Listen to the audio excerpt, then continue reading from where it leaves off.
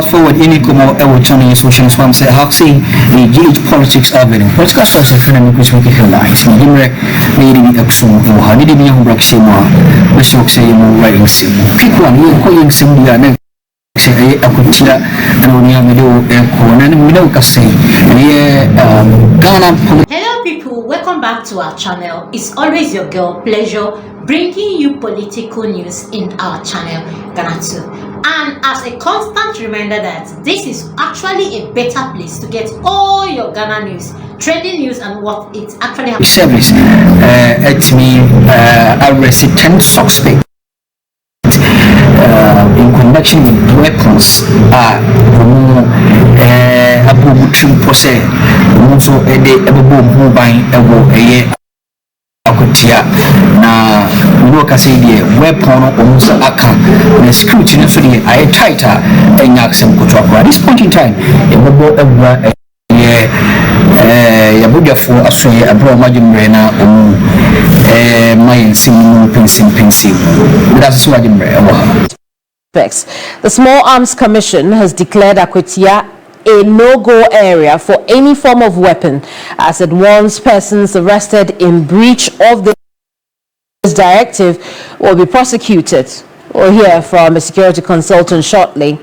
First, however, let's take a look at the operation undertaken by the police service. Now, already we know that 10 suspects have been arrested, 9 weapons have also been retrieved. Now, these weapons include 8 pump-action guns and 1 locally manufactured single-barrel gun. So that's that. But what are the key incidents that have led to this point? On 22nd August 2025, police intercepted vehicle driven by a suspect identified as Bernard Kumi Ofusu, somewhere in Akwetia near St. Dominic Hospital. Now, a search on his person led to the discovery of the pump-action guns and cartridges. Now, the suspect also provided a valid license, and investigations, as we know it, are ongoing at this time. But in a separate operation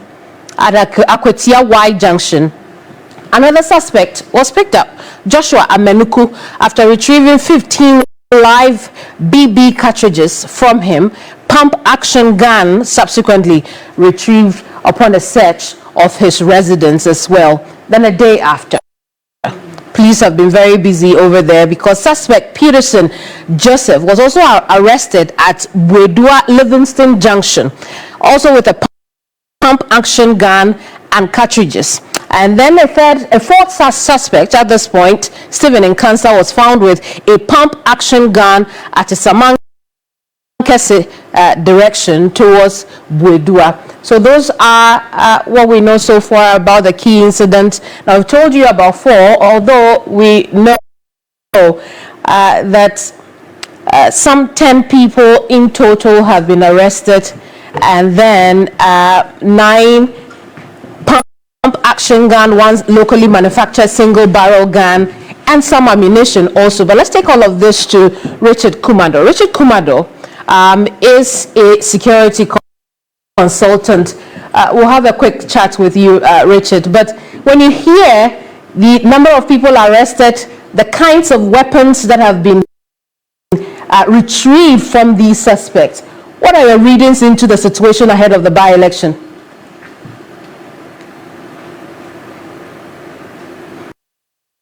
Oh, it appears he's not ready to talk to us, but let's try again. Richard, I appreciate your time this afternoon here on News Central, but talk to us about how you view, in your perspective, on the kinds of guns that are being seized, the ammunition involved, and the number of people. It would appear within the same, enclave. Definitely, yes. If you remember what the police demonstrated last week, they showed strength and they showed their preparedness in curtailing violence, particularly those that involve guns within Akwetia or for this particular by-election. It is surprising that locally manufactured weapons are the ones that are being seized, what I suspect is that the police went out there ahead of the election to do some level of search to fish out persons with guns and to pick those guns from their hands before the D-Day. What I also suspect the police to do is to mount a police barrier to ensure that illegitimate people do not get into Akotia, or people with guns that might create problems for the elections do not get into Akotia. I remember on the 14th, 15th, 16th, 17th, 18th of July, when we were in Akotia to do security risk assessment, the police were also there to do what the military would have called wrecking, and that helped them to do the mappings and to anticipate where the red flags might be coming from. But the warnings from the police that troublemakers should not come to Akotia, these particular actions and the total number of people arrested might be sending the signal that the police are ready on the day. I see. I mean, you've talked about things that the police could do to prevent, further cases from coming up, or from people from, prevent people from causing trouble, right? But what do you think the police are up against, looking at the numbers we are seeing already? Akotia is just, the Akotia by-election is just around the corner. Yeah, definitely. Akotia has about 119 police stations. The IGP has declared that he's sending 5,000 men into Akotia. Even if you pair one police station by 30 men, he still has enough reserves at his disposal. We are only hoping and praying that Electoral Commission will discharge their duties on time. The political parties will take their responsibility in terms of polling station activities. Then the police will create a safer environment for voters to cast their vote for their respective candidates. When you get to close-up polls, where sometimes issues about distortions and duplications and discrepancies in the vote at the coalition center, I believe the police is ready to provide us safer grounds for the Electoral Commission to do their work successfully. Overall, it's a shared responsibility, and we will encourage everybody to behave themselves around, considering what we saw at Abrekumanop and the videos that came up with people determined to create chaos at Equitia. So that is where we are, Kemini. I think if you see the police and what they've put up and what they have demonstrated on the grounds at Equitia, it will be a warning to people who want to come and create problems. At the end of the day, do we want to go there and fight one another and create chaos for the elections? No. Do we want the elections to be held successfully and successful candidates are declared as winners? I think that is the top priority for the police and the Electoral Commission. I see. My question then to you will be whether or not there is real danger ahead as far as that by-election is concerned. If you hear the politicians speak, it looks to everybody, or it sounds as if Akotia has become a battleground for NDC and NPP. And that is why, in response, the IGP said, I'm bringing a moving prison. That I'll put everybody who create problem into the prison. But is that what we want? No. I think it's a known knowledge. The aspect of our elections in Ghana has become too violent. And we need to work at it in diffusing that violence. One way of doing that is arrest and prosecution of troublemakers. The other one is public education. And the other one is awareness creation. And the other one will be for the Electoral Commission to do their job. If materials delay and there's displacement of voters and machines are not working, definitely that is going to create some level of agitation and treacherous elements and predacious characters who will find themselves into Akotia might use that as premise to create problems. So let's perform our shared responsibilities according to what is before us, and I don't think we are going to have issues. Other than that, the political tension is a little bit high, and Akotia presents the right environment for trouble causers to invert their vengeance on whoever want to be there.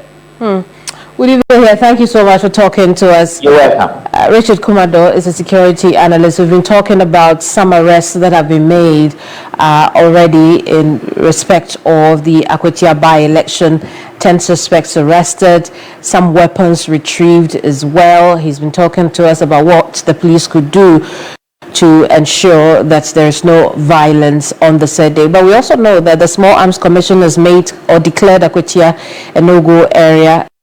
Whether or not that works is a conversation for another day. Let's turn attention to something else, because it was a busy weekend of intense campaign for the NPP and NDC in Akwatia. The Chief of Staff led the NDC's delegation to campaign, urging residents to vote for the party. The NPP has also intensified its efforts in the area.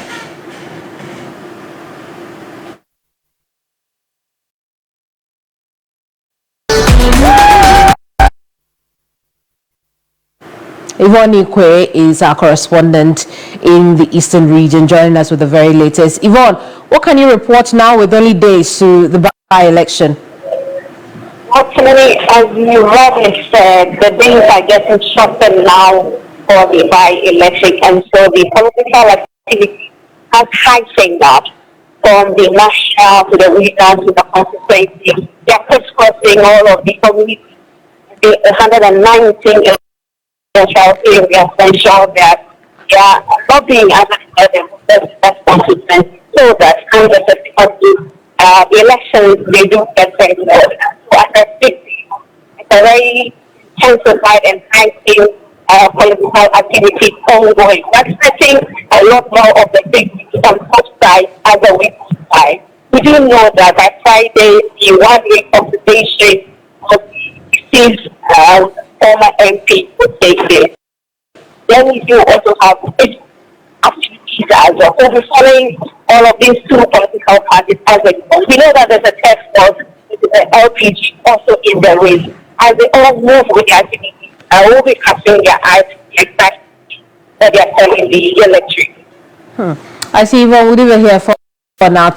Thank you so much. Yvonne Ikwe is our Eastern Region correspondent. Now, the Electoral Commission says all materials needed for the polls have been procured. John Apia Bafu is Electoral Commission Director in the Eastern Region. For the elections. As I'm talking now, the ballot papers have been printed, and if you dispatch them to Akwatia, the other election material like the ballot boxes, all of them have been labeled. The materials needed, all of them have been sent to them. And then we do our packaging on Sunday and Monday. And then Tuesday, we transport everything to the polling station for the smooth conduct of the elections. So I would say that commission is fully prepared. What we are left with is the training of the election officials. And from Tuesday going, we are going there to do the grassroots training for all the election officials for the conduct of the by-elections. You know, we, the Electoral Commission, we don't have interest in who wins the elections. Our common interest is to organize free, fair, and peaceful elections, and that is all that we want to have. So we entreat all the political parties also to comport themselves, conform to the rules, so that at the end, we shall all have the peaceful elections that we are yearning for. We've been engaging the political parties. Our head office held an IPAC meeting with all the political parties, and they discussed the process of the by-elections. The region too, we are going to have a IPAC meeting with the political parties at Akwatia, maybe on Wednesday, and we are also going to discuss the process. So we'll be engaging them. Our advice is that elections are governed by rules and regulations. So we expect all the political parties to abide and respect the laws. And if they respect the laws, then we are going to have the free, fair, and the peaceful elections that we are all in. And in other development, the Action People's Party is protesting the Electoral Commission's last-minute disqualification of his candidate, David Ankoma, from the parliamentary by-election in the constituency. They are asking the courts to compel the EC to include their name on the ballot paper, arguing all requirements were met. Now, the party's chairman, Kenneth Nana Kwame, explained their position to TV3. My candidate is a government worker. He's a nurse in Akwatia General Hospital.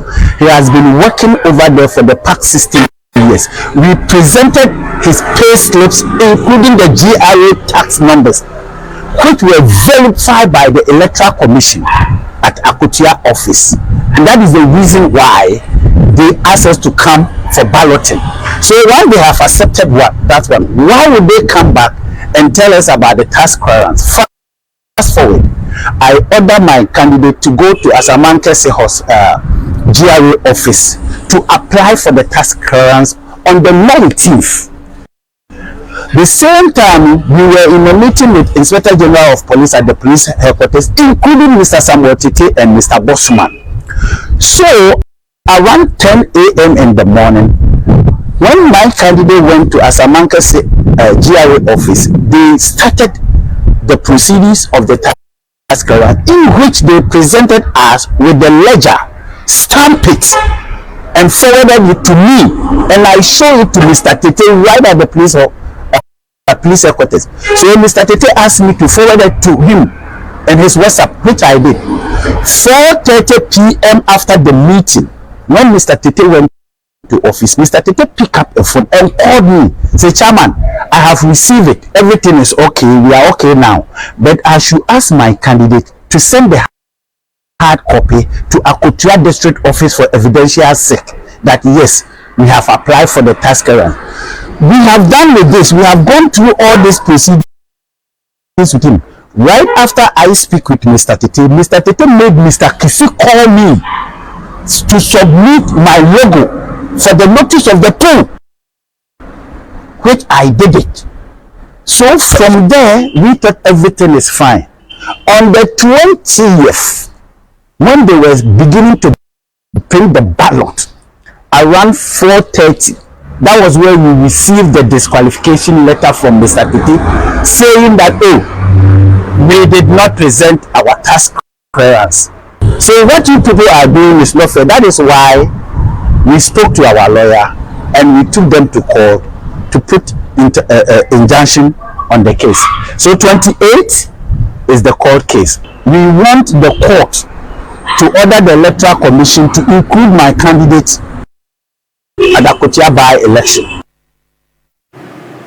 Now let's focus on the NPP and their race to determine who leads the party in the next general elections. Now, with key aspirants now attacking each other on what could have accounted for the 2024 election defeat, a speech delivered by aspirant Dr. Brian Ichampo has got Dr. Mahamudu Bawumia to respond directly, insisting tribe or religion played no role in this electoral performance.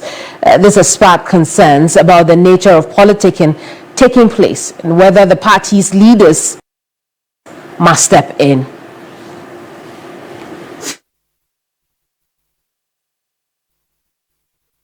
So we can now take a listen to former flag bearer of the NPP, Dr. Mahamudu Bawumia, who has strongly condemned what he describes as tribal and divisive comments made by the aspirants against him ahead of the presidential primary slated for January 2026.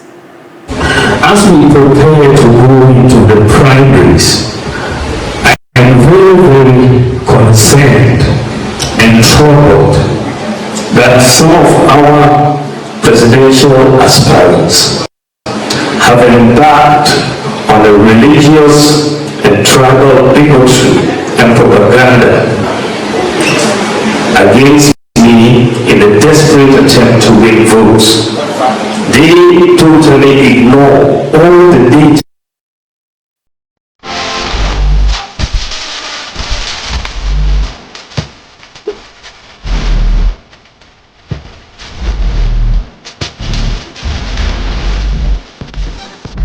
why we lost the 2024 elections.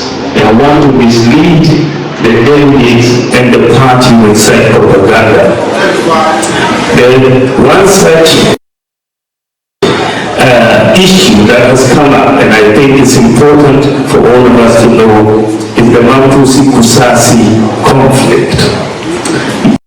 An aspirant has said that delegates should not vote for me because I am a Mampusi man, and that he will lose votes in the Kusasi areas and other areas. This is very unfortunate and demonstrates a complete lack of understanding of the situation on the ground. Let's have a quick chat on the back of this. Dr. Samuel Ifriye is a political analyst, has joined us for that conversation. Doc, obviously for a lot of people, this is very concerning. Has the party shown enough concern about how the presidential primary is playing out?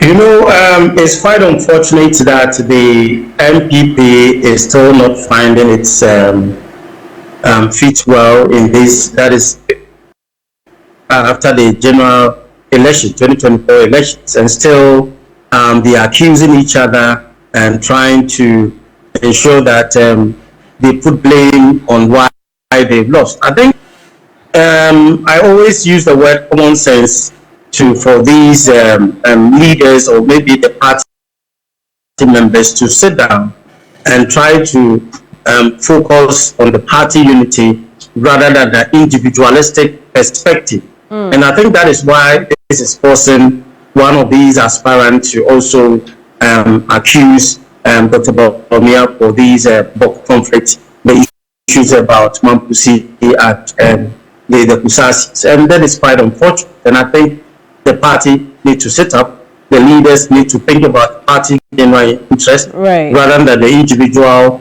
perspective. Yes. What impact does this kind of politicking have on a party like the NPP that only recently got into opposition and is struggling to find its feet? You know, I think Article 21 of our Constitution talks about, one of the sessions talks about non-discrimination, where we don't have to prohibit discrimination based on race, color, and religion. But you know, in reality, political parties since I think let's say the Fourth Republic, even though the Constitution bans this non-discriminatory approach, you realize that political parties tend to use these religion and tribal issues, and that is an undercurrent in a way to achieve their perspective goals, and that is what is hampering some of some of these conflicts in these areas. You know, for history, you can realize that the Mampusis are aligned to the NPP and the NDC, also the Kusasis. Even though Kusasis from Kwame Nkrumah time, they were aligned to the CPP, but because of CPP being weakened, they now tend to align with the Kusasis. And through the 2024 election, realize that there was an undercurrent of these politicians or political parties trying to influence or use these things, these tribal groups, for their own political interest. And they see that now it has gotten hold, and now even within the party, the NPP party, they are even trying to use against their one of the aspirants, that is Dr. Bawumia. And I think we need to ensure that we reason to avoid these things. If not, because research have proven that you know, Ghanaians don't vote on tribal and religion in a way. They want people personality. They want people who can solve their problem for them. If that have not been the case, please do well to like, comment, and follow. Put on notification bell so you get all our news one by one. Thanks, my